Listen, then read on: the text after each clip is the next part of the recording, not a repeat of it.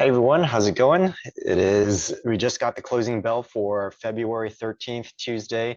We were looking for some movement and some volatility today, and we definitely got it. Now, I haven't been able to see what happened in the last couple of hours, but we'll take a look and see how it developed. During the day, we did head upwards like we were anticipating, starting to close that gap, but then we sold off again. So let's see how we did in the last 2 hours.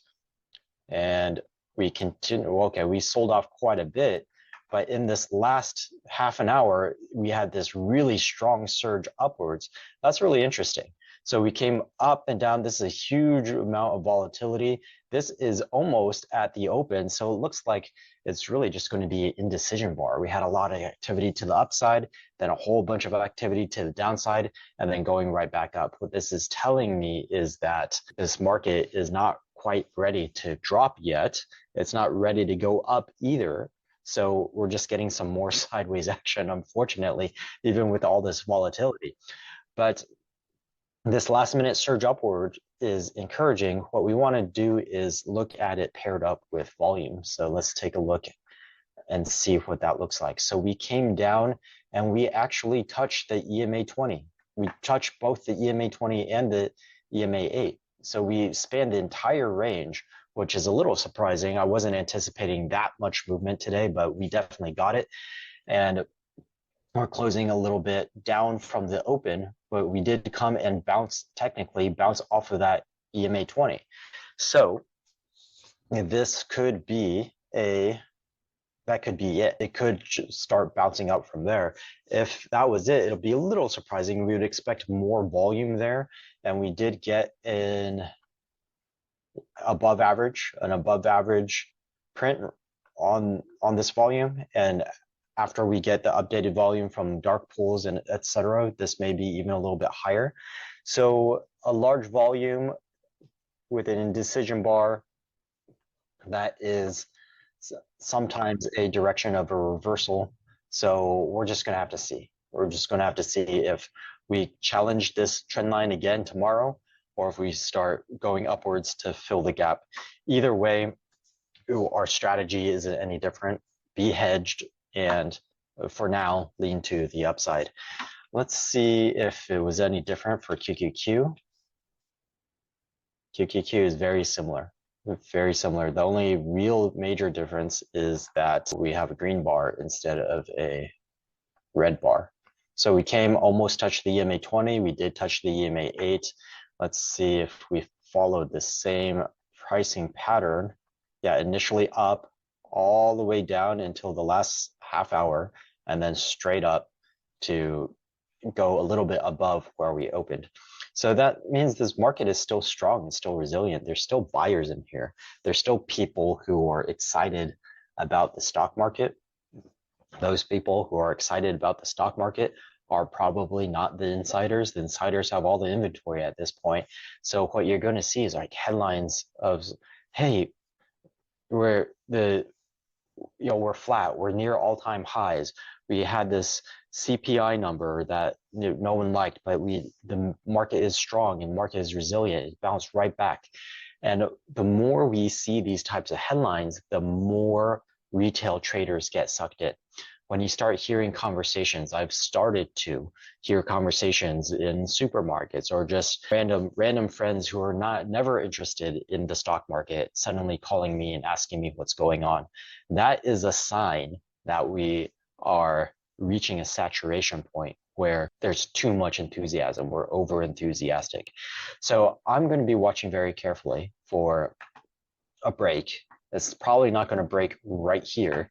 We're probably going to consolidate a little bit and then break down. I'd be pretty surprised if we just went straight down from here, given that the EMA 20 held today and we just bounced in between the EMA 8 and the EMA 20. Actually, if you look at it, this bar right here looks very similar. It spanned the entire range between the EMA 8 and the EMA 20. We went sideways for a day and then we started going up. Let's see if we can find another one. This one right here spanned the EMA 20, the EMA 8, and this one didn't go sideways. It just kept on going up. This one right here, these two right here. Well, for sure, this one almost spanned the entire range. This one came pretty close, And then we got a red bar here, but it just went up. So for now, I'm just going to anticipate that this is going to be the exact same thing. It's going to go up. It's just going to be another excuse for this market to go higher until we get close to that in the S&P 500, that 25% psychological resistance and the point where we're likely going to start running out of cash for the market makers, and we get a little bit of consolidation, and then we'll start seeing that retracement. Things are just lining up. They're lining up really well, and I'm going to be moving forward with that plan and that expectation, but I'm also not going to jump in front of it. I'm going to wait for that break and just be hedged so that when the break happens, my portfolio doesn't suffer too much.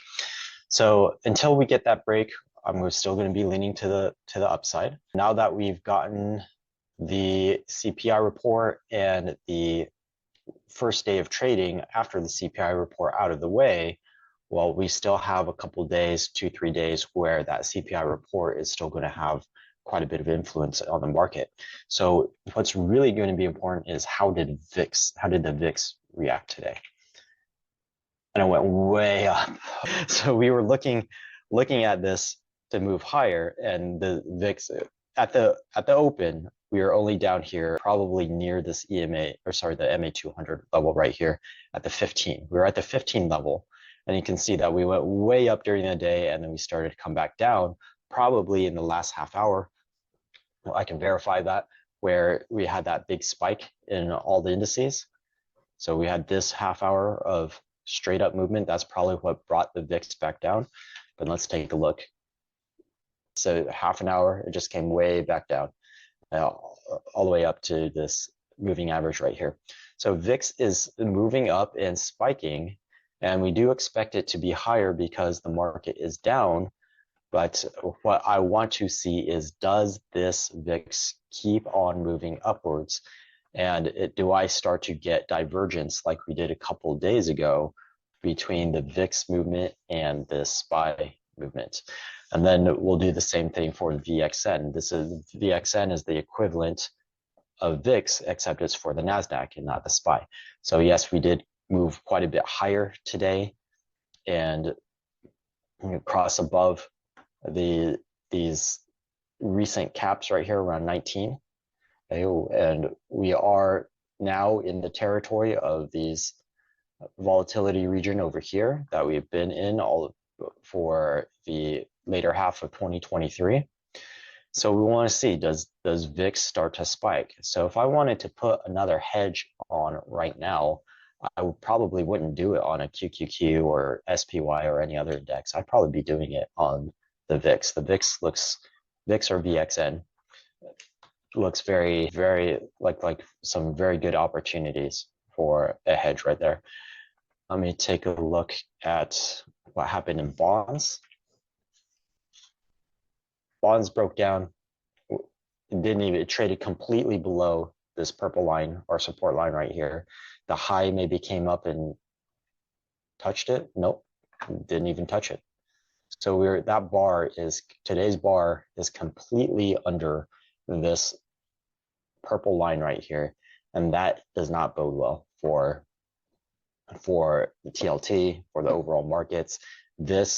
We might get some choppy movement and then move downwards, but if we just keep going downwards, then we can expect that most likely our indices are actually going to break this trend, and we'll get at least a 5%. What did we get today? We got from the high, we got about a 2.5%. So another 2.5 would be was it the MA 50? Is that the tune? I thought that was yep, MA 50. So we'll see if we pull back all the way to that MA 50. That would be a nice pullback and allow us to continue moving higher. Or if we have the correction, then it was down to the MA 200 right here, which is quite a bit of a distance. But in any case, the hedges are going to protect us. And so consider putting on some hedges. It's not too late. If you're anticipating a move down to the MA50 or the MA200. It's not too late for that hedge. Obviously, the one to the EMA20, it's too late for that. But if your portfolio, if you want to continue to position your portfolio to the long side and you're adding here because, hey, we might bounce off of this trend line, it might make sense to start adding some long positions. But if I'm going to do that, I want to have a hedge to the downside in case we move down to that MA50. Got some movement. Things are exciting. Tomorrow will be a decision point in terms of do we break down even further and cross below this trend line. So far, it does not look like that. It looks like we bounced very nicely off of it. And especially because the last half hour was basically straight up. And then in the aftermarkets, flat. It just went sideways. And so everyone's just kind of waiting. So no more stimulus in terms of news. We do have the PPI, but that we're really just going to expect that to support whatever we saw in the CPI. And then we have a few earnings in place, but nothing too major. So really it's looking like that I personally would expect to be able to get into some good opportunities for the long side. So a lot of techs is going to be a decent opportunity to get in. So for example, if you got in on any of the Magnificent Seven, yeah, you see, look at that. If you got in with that on that gap down today, you made quite a bit. You made from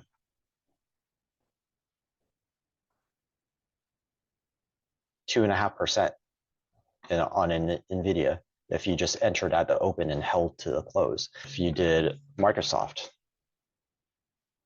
maybe not as well, but still, it bounced very nicely off of that EMA20 and it held comfortably there. Microsoft is giving you another opportunity. If you want to buy tomorrow morning at the open, unless it gaps, but if it's anywhere near the close of today, tomorrow morning is a potential long. It's a very good entry for a long, as long as you hedge yourself to the downside. So a lot of these AI stocks, Apple, Amazon. Let's see what happened with Amazon. Same thing. If we entered at the open and then here you were up, let's see how big that is. Or if you were really watching and you caught near the low, that's 0.75%. If you watched for bounce intraday, then you would have caught an even bigger move. Taiwan Semiconductor. No, you didn't make any money now, but this is a very good opportunity, a very excellent place for it to move upwards. It could go to the EMA20, but Taiwan Semiconductor was stronger than the other ones that we just looked at, right?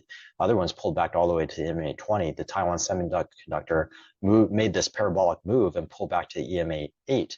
If it continues to outperform all of those other AI stocks, AI related stocks, then this will just bounce from here. And so again, this is a great entry point. If it fails, you would enter again at the EMA20.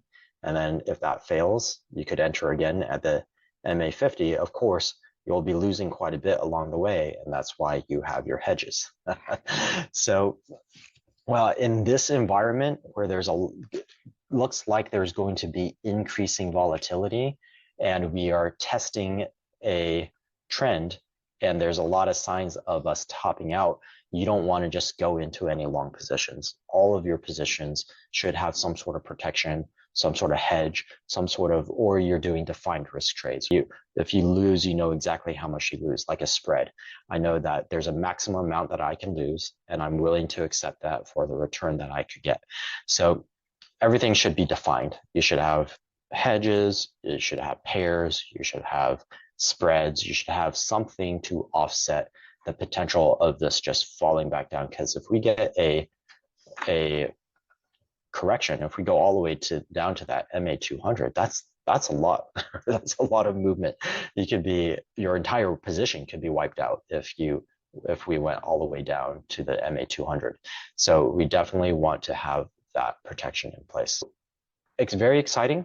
Tomorrow is going to give you a lot, as long as we don't gap, there's going to be a lot of opportunities to go long.